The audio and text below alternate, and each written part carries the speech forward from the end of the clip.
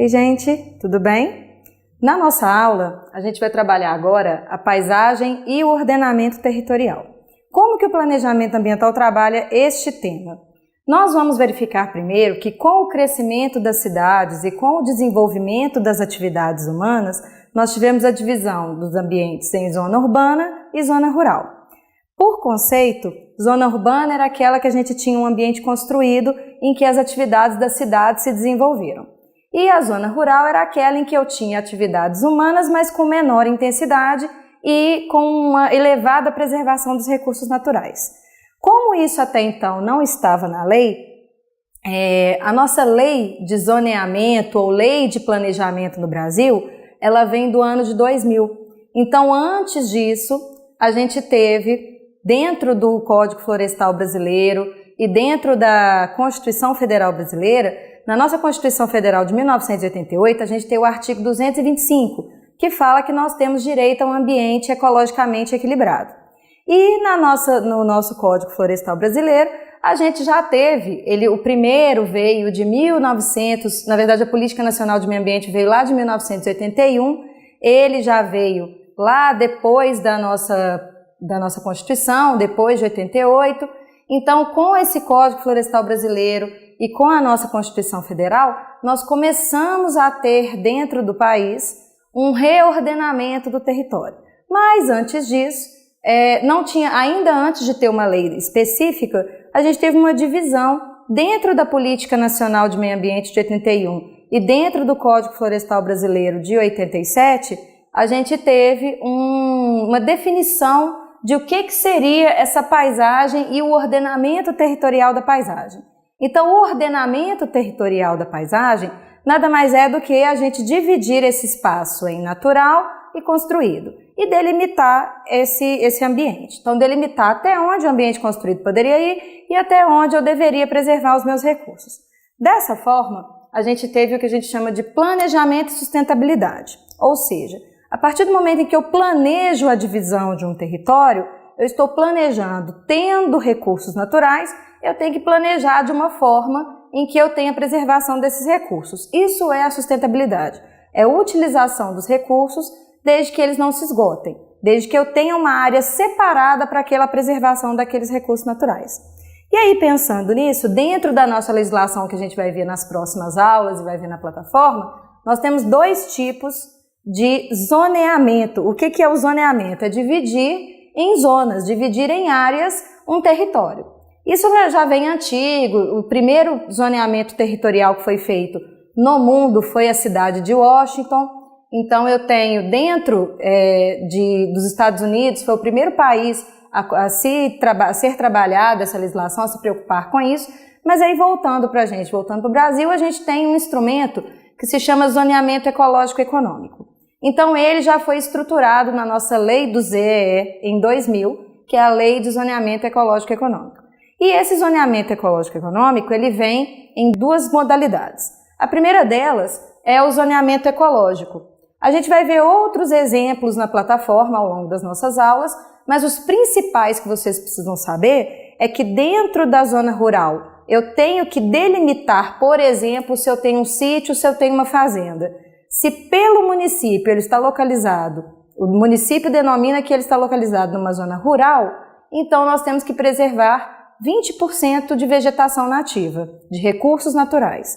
Quando eu tenho dentro da minha fazenda 20% preservado e posso utilizar 80%, eu chamo essa área de reserva legal. Ou seja, eu tenho que preservar 20% de vegetação nativa na zona rural. Fernanda, eu preciso preservar esses 20% na zona urbana? Não, mas normalmente o que as cidades pedem é que dentro da zona urbana eu deixe 20% de área sem impermeabilizar, ou seja, sem concreto, sem cimento, que tenha solo, que seja uma área permeável, seja ela com um jardim, seja ela sem nada, mas que eu não tenha o recobrimento por cimento, ok? E aí nós temos também, além da área da zona rural, que é a área de reserva legal, obrigatoriamente pelo nosso Código Florestal Brasileiro, que agora foi atualizado e que é do ano de 2012, mas que também já vinha do Código Florestal antigo, nós também temos que ter o que a gente chama de APP, que é a Área de Preservação Permanente. Topos de morro e margens de rio não podem ser utilizadas, não podem ser desmatadas, não podem ser utilizadas para construir chalé, para construir deck de lancha, por exemplo, ou até mesmo para fazer algum tipo de plantio. Fernanda, isso na zona rural? Não, isso já encobre toda a zona rural e zona urbana, porque a gente tem urbanização com topos de morro e tem urbanização com margens de rio. É claro que em algumas cidades a margem do rio é impermeabilizada, mas por conta de datas anteriores ao nosso Código Florestal. Então essas foram permitidas. Mas principalmente em zona rural, em que eu tenho margem de rio e topos de morro, esses devem ser preservados e nós denominamos APP. Isso está na lei e está dentro da lei de preservação de recursos, mas também está dentro da lei do zoneamento ecológico econômico. Então, os dois exemplos principais que a gente tem para zoneamento ecológico são área de preservação permanente e área de reserva legal. Além disso, uma outra forma de planejamento que a gente tem de preservar recursos naturais são as unidades de conservação, ou seja, os parques. A gente também tem uma lei, que é o SNUC, que é o Sistema Nacional de Unidades de Conservação, que também é do ano de 2000, que estabelece quais são as categorias de unidades de conservação e que a gente também vai ver ao longo das aulas na plataforma. Então, a gente conversou um pouco sobre o zoneamento ecológico, mas a gente também tem que preocupar com as atividades urbanas e as atividades humanas. Então, a gente tem dentro da legislação, dentro do nosso código de posturas, dentro de um aspecto que a gente vai ver nas próximas aulas, que são os planos diretores.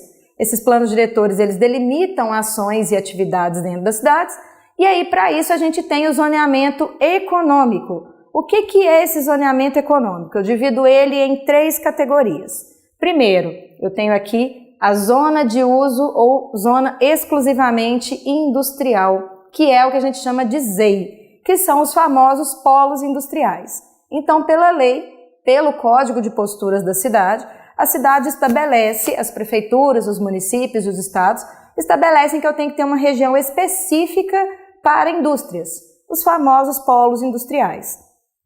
Nós também temos o que a gente chama de ZUU, que é a zona de uso urbano, em que eu só posso ter ali, como o próprio nome diz, espaços urbanos. Só posso ter residências, comércio e prestação de serviços. Posso ter indústria ali, Fernanda? Não, não posso ter indústria ali. Então, só comércio, residências e prestação de serviços. Quando eu falo em comércio, é claro que eu posso ter uma fábrica de sorvete, porque é uma atividade de baixo impacto. Mas eu não posso ter uma siderúrgica, tá ok? Então, a zona de uso urbano é só pra gente.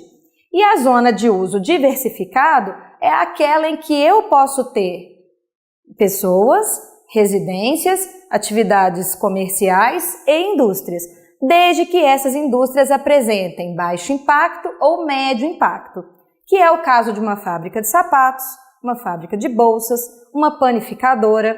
Então, essas atividades que podem viver em harmonia com a população.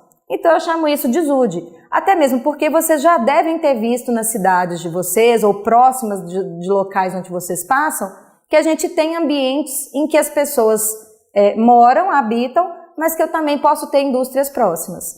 Isso, ao longo dos anos, ao longo da distribuição e crescimento das cidades, foi inevitável.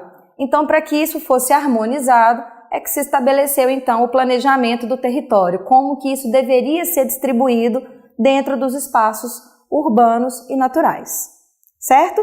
Nas próximas aulas, a gente vai ver mais conteúdos que estão relacionados a esse tema. Bons estudos e nos vemos na plataforma.